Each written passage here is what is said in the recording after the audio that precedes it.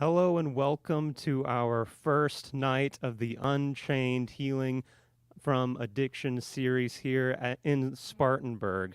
My name is Benjamin Lawson. I am the associate pastor at the Spartanburg Seventh-day Adventist Church, and this is my senior pastor, Don Davis, and we are just excited to be spending this evening with you and the next 10 days we'll be spending together. So welcome for those of you watching live, or if you're watching this recording later on. We just look forward to the next week that we'll get to have together. And really, it seems like more and more research comes out about just the epidemic that is addiction, whether it's behavioral or whether it's something to do with drugs. And so this is something that we just know is a important issue that's only seems to be increasing in needing to be addressed. And so, for those of you, maybe you're here tonight and you know the importance of what we're talking about, what we're learning, or maybe you're kind of trying it out, you don't know much about it, but you want to be informed. Pastor Don, would you just share with us some of the information and statistics about addiction? Yeah, I think it's really it's an epidemic as far as addiction is concerned, not just here in this country, but around the world. And I think almost every one of us have had someone, a family member, a friend, a coworker, a fellow student maybe, that has been impacted by addiction in some way. Now, one of the things that I just recently came across was a podcast on the Jesus Calling podcast, and it was Andy Partington, who is an author and has really spent most of his career in the addiction field, helping others to be able to know how they can experience freedom. He ends up saying this, and I found it very interesting. He said, drug overdoses, believe it or not, are the leading cause of death in those who are under 50. Best research suggests that around 40% of our population have a behavioral addiction, so an addiction to something like porn, gaming, gambling, or it could be most anything. And then globally, addiction affects 1 in 5 people, and addiction costs twice as much globally as cancer. Now, one of the things that I just ended up I saw a recent interview by Jelly Roll, who I think many people are familiar with. He's a recording artist, country music recording artist, has been at the top of the country music field here in the past couple of years. And he was recently testifying before Congress about the challenges with fentanyl and just addiction in general. He said that 190 people die every day here in the United States. And that's like the equivalent of a 737 airplane going down. And yet it really doesn't seem to get a great deal of attention. Yeah, well, I mean, whether this is you, maybe it's a drug issue, maybe it's a behavioral issue. We want you to know that this week, the next 10 days, we are here for you. This is for you. Maybe you have a family member who you think of right now and you think, oh my goodness, like that's this person. And I'm just, you've been reaching out to them. You've been trying to support them, pray for them. We invite you, please share this event with them and ask them to register. So for those of you, I know many will have already pre-registered for this event, and thank you for doing so. But if you have not registered yet, we'd like to encourage you to do so. The registration is free. There is no charge. And once you register, your name will be entered. You'll be able to enter in to win one of our prizes, which is Darkness Will Not Overcome, One Person's Struggle and Recovery from Opioids by Richie Halverson, who will be our presenter speaking tonight. It's a signed copy, so if you register and you attend on any particular night, your name will we'll ask you to text a phone number, and you can enter in to receive a copy of this book later on. So if you haven't done so, please go ahead and register for this event. And Otherwise, yes, here it is down at the bottom of your screen, unchainedevent.org dash Spartanburg dash register. You go there, you can register. It's quick and easy, and you can be one of the lucky winners to uh, receive a copy of this book that is very powerful in just telling Richie's story and where he's come from. So, just what the next 10 days will look like. It will be either myself or Don, and we'll be really, it's all about just hearing each other's stories. And so we will be interviewing various people, some from our own community here in Spartanburg, and they will be sharing their testimony about how they have battled addiction and how it has affected them and how they've achieved victory over it. So we'll be learning not only from these one-on-one interviews that will be taking place, but we will also be hearing lessons from Richie Halverson. Now, Richie Halverson, yes, he's written this book, but he has really just committed his life towards helping others who are in the trenches right now, battling with what he went through. I don't want to spoil any of his story, but man, he's been there where you are, where your family members, where your friends are. He was in the trenches, losing everything important to him in his life, and he was in the trenches. He was trapped. He could not overcome what was the demons that were chaining him down, not by his own power. And the next 10 days, we're going to be talking about how we all, whether it's drug addiction, behavioral addictions, how each of us can find the strength and the steps that we can take towards overcoming these chains of addiction and of life and really break free of them. So I'd like to also just as every night, we'll have the interview, and during the presentation that Richie will have, or the interviews we'll have with the community members, we will also be taking time to answer questions, your questions. That can be for us or for the people that we're interviewing. So please, as the program continues, think of some questions, drop them in the chat, or if the questions are a little too private, you don't want your name associated with the question, feel free to message the phone number that is on the screen, 534-444-7183, and we can take the message or the question from there for the end. So we look forward to the next 10 days with you, getting to spend this time together. And we want you to know this is a safe place. We're here to support you, your family, your friends. All questions are welcome. You are welcome here. This is a safe place. And I think we really want to also mention that we want to have this an interactive experience. So please put your comments, your questions in the chat even. Whether you're watching on Facebook Live or on the YouTube channel, please let us know what you're thinking. Obviously, some of you have been down the road to recovery yourself, or you might have someone in your family that has battled addiction. We want to hear from you. So please take the time and chat and put a comment in the chat tonight.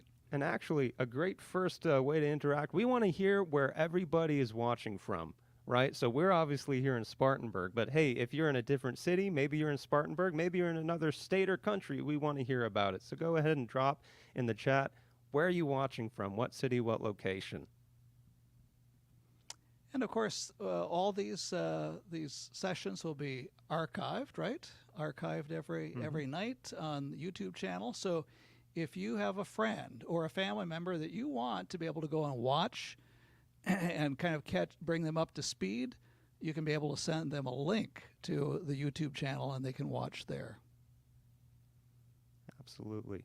Well, again, welcome to our first night this evening. We have a lot in store for you, and we're looking forward to learning more about how we can battle the addictions and chains of life that surround us. So it's no looking back for me. It's cool to be in this same spot. Last time I was here, man, I was tore up from the floor up, completely chained to every addiction you can imagine. And it's cool to come back here, to be unchained today. Hey, my name is Richie Halverson. I'm pastor, speaker, but my real passion is to help people overcome addiction and find a new way of life.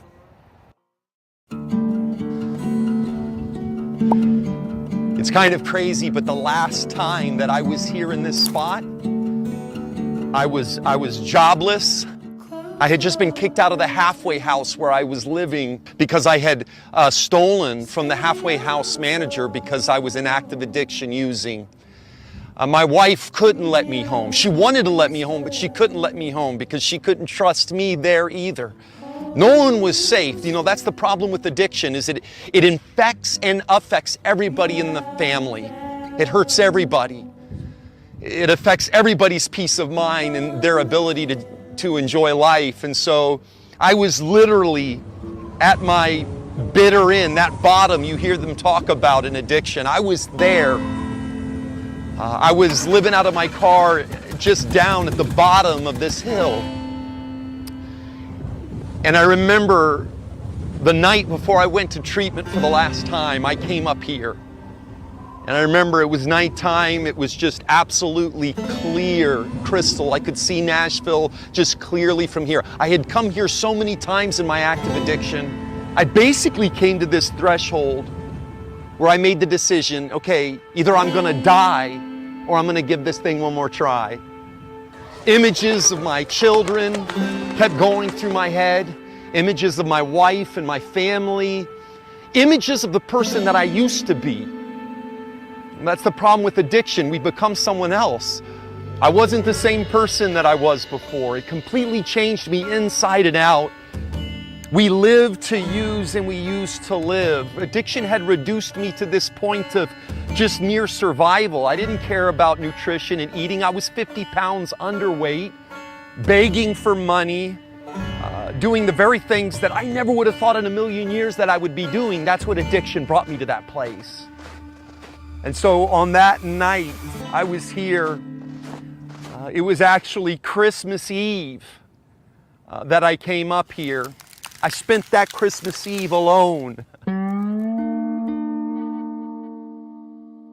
I remember I started talking to God again for the first time. At this point in my life, I didn't even really know if I believed in God. I had grown up in a Christian home.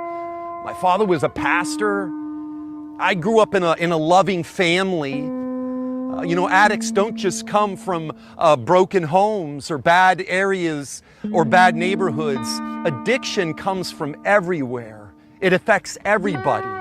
Getting to this point where I came up here, it was the Christmas Eve, and it really just hit home where my addiction had brought me, what it had stolen from me, all the things that were missing in my life, joy, peace of mind. You know, that's what's crazy is I went to the drugs for joy and peace of mind, but that's the irony of addiction. It steals the things that you went to it for in the beginning. And now I didn't have any freedom. I didn't have any joy. I didn't have any peace. I was completely broken.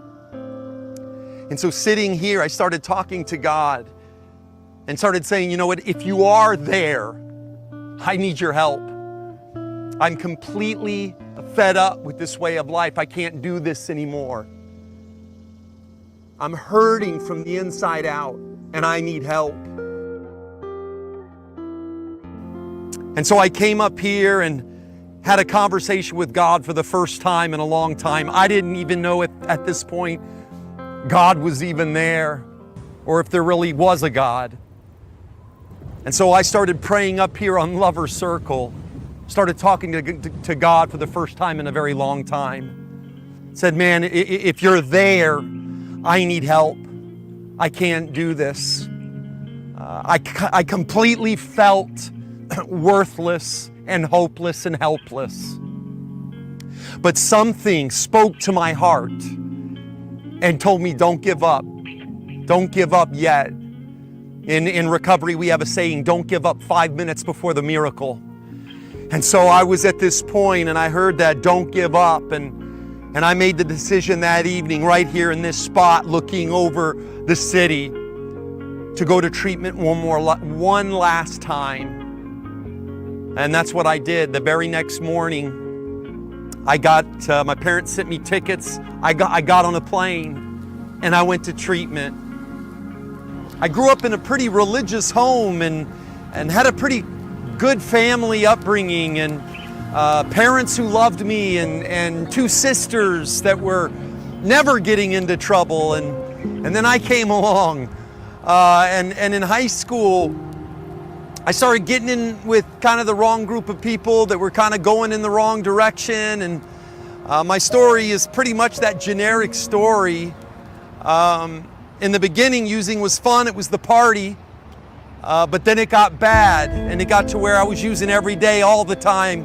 Opioids just almost devastated my life.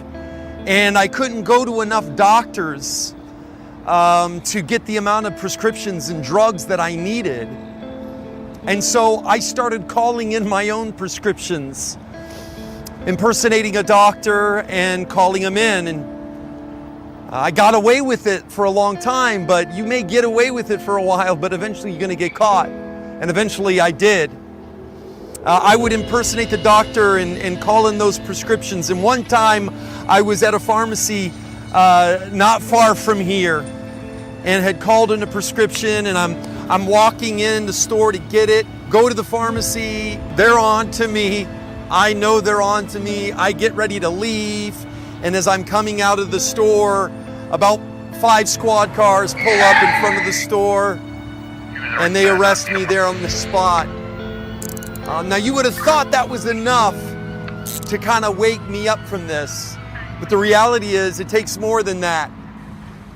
It took me getting arrested about 4 or 5 more times. It took 4 or 5 more felonies. It took 4 more times in jail before I was even at that breaking point. Called my parents, was expecting them to bail me out of jail, but instead of them bailing me out, I got a little note the guard gave me from my mom, and she said, "Richie, we're not bailing you out anymore. We're done. And we love you, we're praying for you, but we're not doing this anymore." And that was the moment when I started realizing I had to make a change. That was when reality started hitting in. That was the first step towards me hitting my bottom.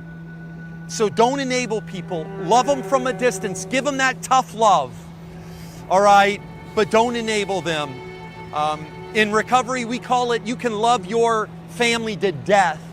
We have seen addicts die because their family just could not get out of their way. They kept throwing money and enabling bad behavior. Don't do that. Have boundaries, but always be there so that when they're ready to get help, you're ready there to help them from a distance. You're not going to do it for them, but you're going to help them. In the Nashville City Courthouse, that I was facing 4 pending felony charges for prescription fraud. I had 30 days clean, just got done with treatment, had my first court hearing clean, and showed up. I had missed my court while I was in treatment, so there was a warrant for my arrest for failure to appear. They immediately arrested me, took me into custody, and I thought I was going to be going away for a very long time. But by this time in my life, I had surrendered to a power greater than myself, and I was willing and ready to deal with the wreckage of my past. And I was ready for healing. I was ready for restitution. I was ready to deal with the things that I had done and face up to it. It felt so much better going into court clean than using. And so when I went before the judge, they had me drug test. I was clean. I had just finished treatment. That was good. And unbelievably, that day, I was able to leave. That the conclusion, if I remain clean, I don't get trouble again, They were going to expunge all 4 of these felony charges off my record. And so, man, I had been told multiple times that I was going to have to do some serious time, but God had other plans. And so, man, I left that day from the courthouse, and the air smelled a little sweeter. The sun, man, it shined a little brighter. And I still remember the way it felt to that day of one of the benefits of living a life clean and in the process of recovery. And so I did exactly that, man. I did everything that they told me to do. If they had told me to stand on my head, I would have stand on my head, because I was sick and tired of being sick and tired. And so I started going to meetings. I started working the steps. I got a sponsor. I got someone who knew how to live clean. I didn't know how to live clean. I knew how to get high. I knew how to con and manipulate and steal, but I didn't know how to live successfully clean. And so I got a sponsor who did, and I started listening to him. They told me to take the cotton out of my ears and shove it in my mouth, to do more listening than talking. And that's what I started doing. And day by day, each day, I started living a cleaner, freer, happier life. My marriage was holding on by a thread. But my wife, she let me come back home. We reconciled our relationship. It took time. Trust that was damaged over years doesn't heal overnight. So it took time for me to heal that relationship. And you know what? Sometimes a lot of people in recovery, their marriage doesn't heal. Unfortunately, lots of times the relationship doesn't last. I was fortunate that my relationship did. Now my wife and I, we've been married for 22 years.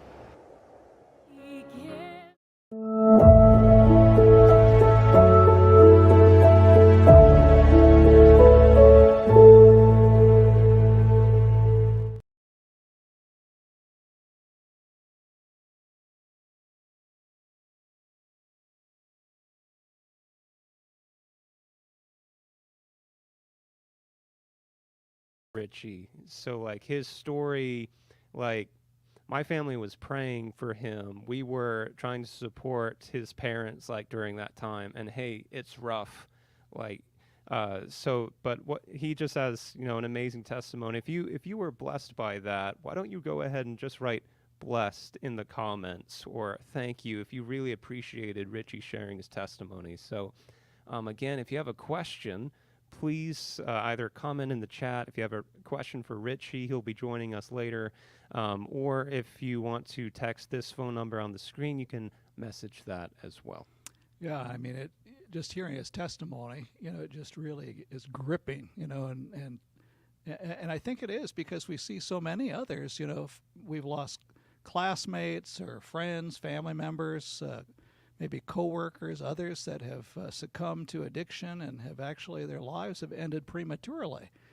So just to hear the hope that Richie has and how God has turned his life around just gives us all a sense of hope. And it's kind of like the saying that I came to mind as I was watching that, but for the grace of God, there go I. In other words, it could be any one of us that could be going in the same direction that Richie has gone, but yet, thank God, he was able to get a hold of Richie, turn him around, and now he can be an inspiration to many others.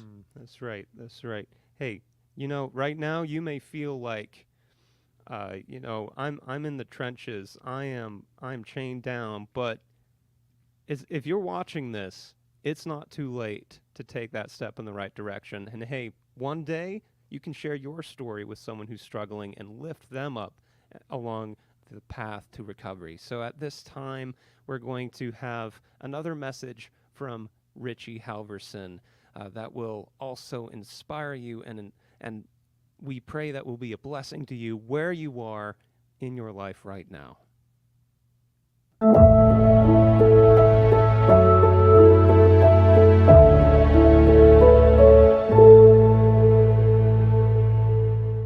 Welcome to Unchained, Hope and Healing from Addiction. My name is Richie Halverson. I'm a pastor, speaker, but my real passion and focus is helping people overcome addiction and find a new way of life. I struggled with opioid addiction for years. It almost took everything from me, my family.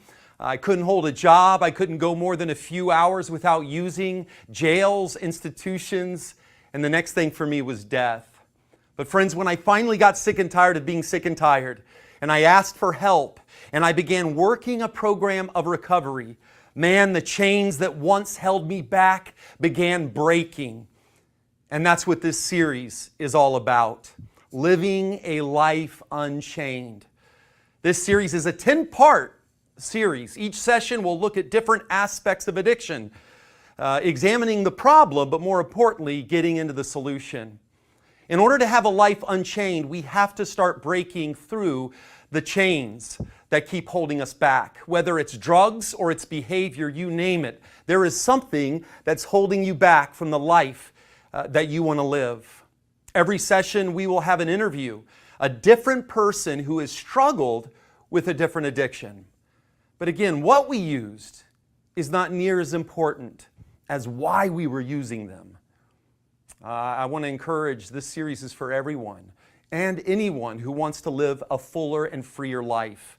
The key is, guys, we're in this together. We are not alone. Everyone struggles. Everyone has problems. And maybe you don't identify as an addict. That's okay. But maybe you've been hurt. You have a child that's an addict. You have a spouse that's an addict. I guarantee everybody watching right now has been hurt by addiction in one way or another. Maybe it's not a habit, but it's a hang-up, or it's a hurt that you experienced in your life. This series is for everyone, regardless of religious background or your belief system or your worldview. Now, I am a Christian pastor, and we are going to be looking at a lot of stories from the Bible and a lot of Scripture. But regardless of your belief, all of these truths and these principles are going to be universally applicable. You're welcome. Even if you're not where maybe I am or someone else is in your belief, find the things that you identify with, and I promise you'll experience more freedom from the things that are holding you back in life. In John 8:36, it says, "If the Son sets you free, you are truly free." And it wasn't until Jesus set me free that I was really free. In John 10:10, it says, "I came that they may have life and have it abundantly." That's what Jesus wants for you right now. In Luke 4:18, we read, "Jesus was sent to proclaim liberty to the captives, to recover the sight to the blind, to set at liberty those who are oppressed." Wherever Christ went, people were set free. In Mark, the 5th chapter, Jesus gets out of a boat and he is met by someone who is possessed. This series, Unchained, is for people who are possessed by life. You see, some of us may not be possessed by demons, but we are possessed by worry. We're possessed by stress. Some of us are possessed by our past or our poor choices. Some of us are possessed by bill collectors and bad debt. Some of us are possessed by bad marriages where we're just constantly fighting and going back and forth. Maybe you are possessed by bad health or a bad habit or a bad and painful experience. And you know what? Don't think that because you're not an addict or you don't think you struggle with addiction that you're not possessed by anything. Don't think that because you go to church or are very religious that you don't have any demons in your life. Because, as I was reading in the Scriptures, in Mark, the very first miracle that Mark records is Jesus casting a demon out of someone at church. Some of the most messed up, chained up, possessed people I have ever met, and I'm a pastor so I can say this, have been very religious people. You see, for some of us, it may not be substance abuse, but it's workaholism. That's your demon. For some of us, it isn't workaholism, but it's sexual attention, sexual gratification. Maybe it's getting attention or making heads turn. Even religion can be a source of addiction. But friends, regardless of what you're chained to or how bad your condition is, Christ can heal you. This guy was in pretty bad shape. The guy is possessed, naked, he's living in a graveyard. Notice Mark 5:3. It says that he had often been bound with shackles, chains, but he wrenched the chains apart and he broke the shackles. So check this out. The demons gave this guy some strength. Okay, so the demons gave him something, but it came at a price. You see, the drugs give you something, but it comes at a price. Anger and resentment, it gives you something at the beginning. It gives you a rush of endorphins. It fills you with maybe anger. It may give you something at first, but it always takes more than it gives. Denial works at first, but in the end, it takes more than it gives. In Mark 5:4, it says that no one was strong enough to subdue this guy and his demons. You see, the thing about addiction is we are not strong enough. He wasn't strong enough to resist the demons. We're not strong enough to stop ours. I wasn't strong enough to stop using. My family wasn't strong enough to get me to stop using. You're not strong enough. Some of us aren't strong enough to stop spending, right? You're not strong enough to stop gambling. No one is strong enough to subdue our demons. But the good news is there is someone who is strong enough. In Mark 5:9, Jesus asked him, "What's your name?" And he said to him, "My name is Legion, because there are many of us." You see, many of us don't have just a few problems. We have many problems. Most of us have not just a few regrets, we have many regrets. We have many credit card bills. We have many problems. We have many mistakes. We have many sins. But Romans 5:20 says that where sin increases, grace increases more. Hell is no match for the power that is accessible to you today.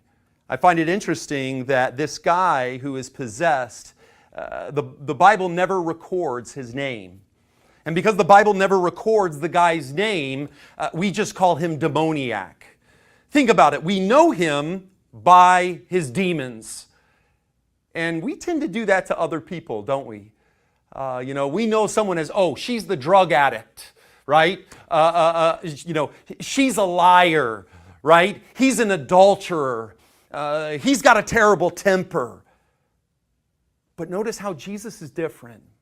Jesus looks past the demons all the way to the person. Jesus sees beyond our past all the way to our potential. You know, the demoniac wasn't always like this. We know this because in Mark 5:19, Jesus says, "Go home to your people." So apparently he had a home. He had people in his life.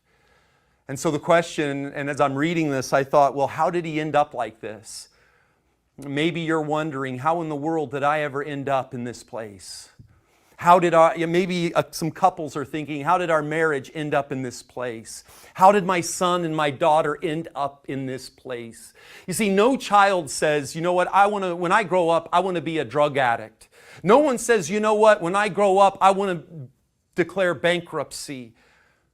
It happens little by little, slowly over time. You know, our life is just an accumulation of our choices. It happens little by little, slowly over time. The chain of alcoholism first started with one drink. The chain of pornography, it started with one look. You know, cheating doesn't begin in the act of infidelity. It begins with a thought. It begins with an idea. And then you act out on it, and now you are chained with regret. In Mark 5:5, it says, the night and day among the tombs and on the mountains, he was always crying out and cutting himself with stones. He's powerless over his demons. Mark 5:7, crying out with a loud voice, he said, "What have you to do with me, Jesus, Son of the Most High God?" So check it out. The demons have started speaking for this man.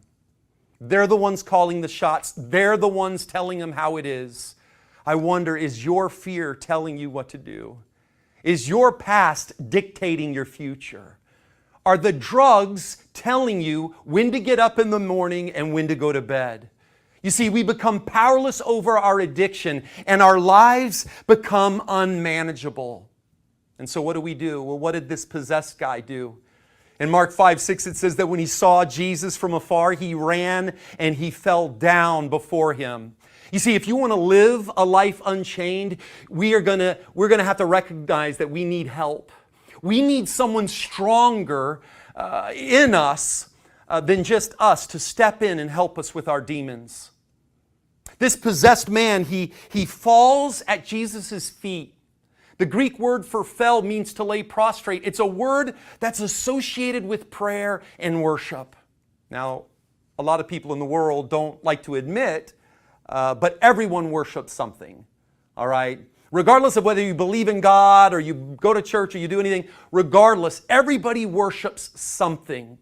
You know, what's your go-to? What gets your blood pumping? What gets you up and going in the morning? Maybe it's not a drug, but it's your career. Maybe it's your academic achievement. Maybe it's in your popularity. Everybody worships something. And that's really the essence of what addiction is. Addiction is the result of looking for purpose and fulfillment and identity in something that cannot give it. Addiction is an identity crisis because there's only one person that can really fill your life and give it the fullest meaning that you would like to experience in life. In recovery, there's a saying that with drugs, 1 was too many and 1,000 was never enough. And you can really insert that with any addiction or problem. Because I've noticed that no matter how much money you make, it's never enough. Have you noticed that? No matter how many likes you get on your social media post, if you're going to that for identity and purpose, it's not enough. No matter how in shape you get at the gym, you're always looking in the mirror and you're looking at the other people and you're like, man, I'm not seeing enough. No matter how good or morally, religiously you are, it's never enough. There is always someone smarter, faster, younger, thinner, fitter, better, richer. Worshiping the wrong thing chains us. If you worship your job, you're always chained to who's getting the promotion. If you worship your wealth, you're always chained to what's happening at Wall Street.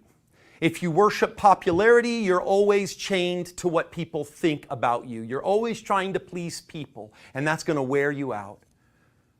And what happens is just like with this demoniac, whatever you worship, it starts telling you how to live. It starts telling you what to do. And before long, friends, just like this guy, you're going to be living in a graveyard. But if you can do what this demoniac did, go to someone who's bigger, smarter, more powerful than you, and you get your identity from him, man, Jesus will start doing to your demons what he did to this guy's demons. He casted them out and he drowned them in the sea. In Micah 7:19, it says, God will trample our sins under his feet and throw them into the depths of the ocean.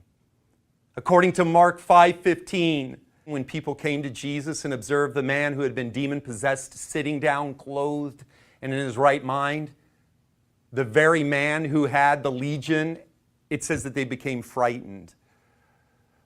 Most people don't want their demons casted out. You know, we live in a world where people are possessed by problems, and what's sad is most people would choose an insanity that they're used to rather than a freedom they're not used to. You see, these people were frightened because they don't want Jesus to cast their demons out. Some of us have had demons so long we can't imagine what life would be without them. And that's why in verse 17 they beg for Jesus to leave. Friends, living unchained is simple, but it's not easy. Don't confuse simple with easy. Recovery is for people who want it and not necessarily need it. You can't allow what people think to stop you doing what it is that you need to be doing. You see, people can't help you. People can't give you, people don't have the power to unchain you. What people think about you will not transform you. In Mark 5:6, when he saw Jesus from afar, he ran. You see, he knows that he needs something. He knows he needs to do something different. You see, we got to go to God like we know we need him. And we've got to just give him our problems. And when we give God our problems, he gives us his power. No one can do, will do, or has done for you what Christ has done for you. In Isaiah 53:5, it says that he was wounded for our transgressions. He was bruised for our iniquities. The chastisement for our peace was upon him, and by his stripes we are healed. This guy was an outcast, naked and abandoned. Soon Jesus will be cast out, and he was naked and abandoned on the cross. This man was torn apart by demons. Jesus will be torn apart by his own people in Romans. Just as this man's flesh was cut up with sharp stones, very soon Jesus' flesh will be cut up by sharp stones at the end of a Roman whip. Jesus, this guy was demon-possessed. Jesus was accused of demon possession, and he was killed so that our demons will no longer possess our lives.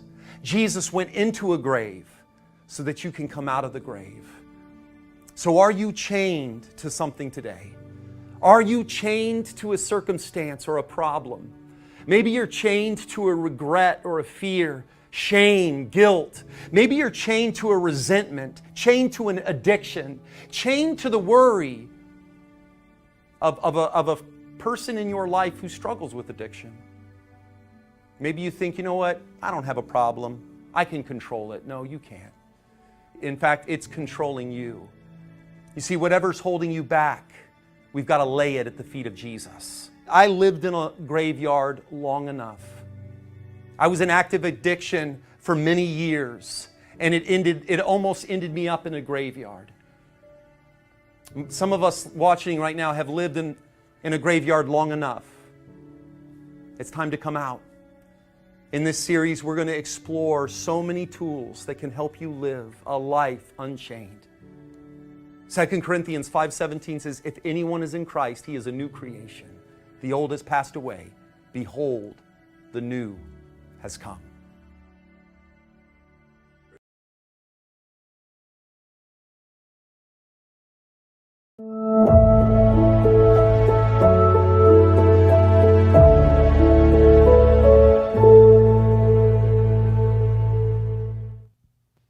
Amen. Hey, that was a blessing for me. So just wanted to remind you before we move to the next part of our program, if you want to be entered to win this prize, the signed copy of Richie's book, make sure to text Unchained to the number on your screen if you want to receive a free copy of this book. Text that number at the bottom of your screen. Now, at this time, we're very blessed to have someone joining us live from London, the man, the myth, the legend, Richie Halverson. Hey, what's up, everyone? Hello, welcome. Everybody say hi, Richie. If you're in the comments, say hello. So Richie, thank you so much for sharing your story with us. I think there's so many things that you said that, I mean, it doesn't matter who you are, where you're coming from. There's something I think that all of us can resonate with when it comes to those chains that bind us and really confine us. So thank you for sharing that from the heart, from your experience, being vulnerable with us. We have a couple questions for you tonight, a few questions in the audience, and so we just look forward to hearing your thoughts on them. Sure. So this first question, if you're following along, you can see it at the bottom of your screen. How do I tell if I'm addicted to something? I think sometimes, like what you said, how do you tell if it's just like something you love doing, or when it goes crosses that line and it's like, oh, I'm addicted to this thing or this, substance or this whatever? How would you answer that question? That's a good question. As far as when we look at, substance abuse or chemical addiction, it's also when someone has an obsessive compulsive addiction to using, meaning you think about it often and you use it compulsively. There are moments where you use it and you don't want to use it. Okay. So, and that covers kind of a gamut, you know? I mean, there's a lot of functioning addicts and alcoholics out there who use, and they do it relatively within, and sometimes they'll justify their use by saying, well, I'm not like those people who break the law, or I've never, gotten a DUI, or I do it legally. There is still, and when we challenge individuals, well, why don't you stop? Or they'll say, I'm not addicted, I just enjoy doing this. And we'll say, well, why don't you stop? And there's always silence in the room. And so I think those are some indicators when it's something that you tend to think about a lot. Maybe you don't think about it a lot, but you find yourself compulsively acting out on it. And listen, we all struggle with this, don't we? Sometimes some of us, we speak before we think, we react in anger before we have a chance to compose ourselves.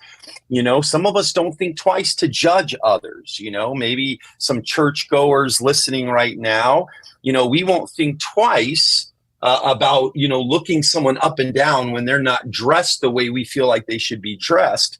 You are obsessively and compulsively addicted to being the dress fashion police. Okay. So, and that is an addiction. That is an addiction. It is because for one thing, nobody asked you to do that, but there's this, inset kind of obsession with focusing on others. Why? Because it takes the focus off of me. Why do addicts use? Because it allows them to take the focus off of them. They're not happy with themselves. They're not happy with reality. And so they escape reality by going to a drug or habit. So really, it's all the same thing. So it's like a big part of telling if you're addicted to something is just like what you said, really having to be transparent and honest with yourself and saying, what am I using to make myself look better, or, belittle others, or, where do I get that high from? And just being vulnerable. Is that fair? Basically, and for those who are maybe, from more of a clinical idea of addiction, it would be, look at some of the negative consequences of your actions. Have you, you start listing some of those things, the times you start identifying the moments where, you really don't have any control over this action. And it'll start to become more and more clear. So yeah, obsessively, compulsively, doing things, addicted to things, or thinking things, that cause a negative consequence on our lives, yeah. Excellent. Well, we have a second question. This is from this is from Bonnie. She says, Richie, what is the best advice you can give me? My friend's son is an addict living on the streets. Every time she's let him in her house, she has to hide her purse and ATM card so he can't find them. She knows she's enabling him, but how does she find the fine line between helping him and enabling him? Excellent question, Bonnie. Thank you. Yeah, great question. And I appreciate Bonnie's courage for asking questions, because there's probably everyone listening now who can either identify with a friend that identifies with that, or they themselves are identify with it, or they have a family member that can identify with it. So we all know someone. We struggle with addiction. We know someone who struggles with addiction, or we know someone who knows someone. So when it comes to enabling, basically, it's a very difficult thing to navigate, and not every one situation is exactly the same. But basically, I know what my family always did for me was they They let me know that they loved me and cared about me when I was available for them to let me know about these things. But they didn't, they didn't give me money. They didn't keep bailing me out of jail, They didn't keep, spending money or allow individuals to, to just provide, they didn't buy me a car, provide their car so that I could use. And, some people struggle with this when I've counseled people and talked to individuals who, their kids are using in their home. And they've asked me, they said, well, you don't expect me to make my kids go homeless. You don't expect me to allow me. And it sounds like this person, Bonnie, that you're referring to, they've already had to allow their loved one to become homeless, or maybe they choose to live homeless on their own. But a lot of people will ask me that, well, you don't expect me to allow them to be homeless. And here's the thing. Well, it's either that, or one day you're going to come home and you're going to find your loved one dead in your home. Because what happens is, and again, there's all kinds of different circumstances, but if you are allowing your loved one, your spouse or someone, or a child or a grandchild to live in your house, and they are using drugs, they are, eating, and they have a roof over their head, what you're doing is you're slowing down the hitting bottom process, and you're making it easier for them to be able to use drugs. Or maybe you're not providing them with the actual drug money, but you're providing them with these things. So, and again, I'm not saying I would jump to that point.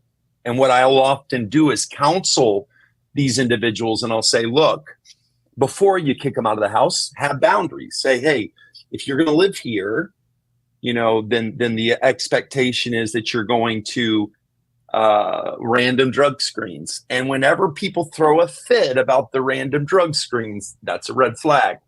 The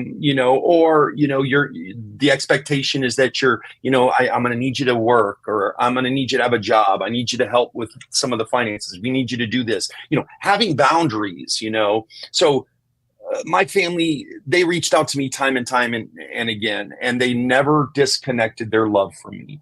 But they slowly, the worse it got, the more and more they had to withdraw their, financial and those type of support. It sounds like this individual's already doing that. But until they're willing to get help, continue to hide the person, maybe, find opportunities to take them out to eat. That I don't consider to be an enabling action, to take them out to eat every once in a while. Take them out to eat, stay in touch with them, bring them food, still reach out to them, never sever the connection. I know some people who've gone to the other extreme where they've just had to completely cut them off completely. And sometimes for individual sanity, that's what they have to do. They have to kind of release them to the Lord's hands, because it just kills them, and it's killing them. But if at all possible, try to maintain some level of connect, because when you disconnect the ties completely, then you're unable to really provide any kind of encouragement or support or opportunities. Let them know when you're ready to get help, I'm here for you. And I want to see you succeed, and I want to help you go to treatment maybe, or I want to help you with this. I'll take you to meetings. I'm going to do whatever I can to get you there, but not until you're done using, because otherwise you're just wasting your time. Wow, great question. And again, we'll have 10 more days. So if you have follow-up questions regarding that, please feel free to ask each night. We have time for one more quick question. What are some coping mechanisms that you used that were helpful to you? Okay. So coping mechanisms, as far as for me, and this is across the board, whatever habit, hang up you may have, there's a couple of things. Prayer for me was an important thing, regardless of what your view of God is at this stage in your life, having that moment where you're praying and you're trusting, God to kind of guide you, and you're putting those cares in his hands. So you're trusting in a power greater than yourself, like this demoniac did. Also, we need community. The people in the program often say that an addict alone or an alcoholic alone is in terrible company. And that's because we weren't made to be alone. You can't do this alone. We need community. So, whether that's a 12-step meeting, whether that is a church or whatever it may be, a Celebrate Recovery meeting, you need, for me, I needed to have that. It's important to be around people who can help keep you honest, having accountability. You need to have an accountability team. You need accountability. And for me, it was finding healthy addictions, to replace the negative ones. So when I say healthy addictions, exercise, working out at the gym, not in a way where I'm trying to I get addicted to it in the negative sense, where I'm getting my identity from how big I am or how thin I am. Then it becomes a negative thing. But a positive thing where it's like, man, I'm getting out there, I'm getting those endorphins going, I'm running, I'm exercising. Those are positive ways.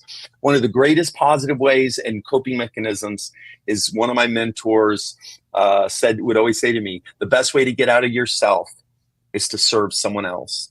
Find ways that you can serve others in simple, tangible ways. Service work is one of the cores of recovery. So find a meeting or church. That was a coping mechanism for me, and still is. Prayer still is. Reading inspirational material. For me, I read my Bible every day. That's that's a blessing to me. That guides my life. And then of course having a community of accountability. And you just being on this show, you just tuning in, is one of the biggest coping mechanisms to living an unchained life. Amen. Thank you so much. Thank you so much for answering our questions for tonight and for coming on for tonight's program. Once again, I want to remind you, please text Unchained to the phone number for a chance to win the book. And at the moment, it doesn't appear anyone has, which means we can give away 2 tomorrow, I imagine. I think that would be fine.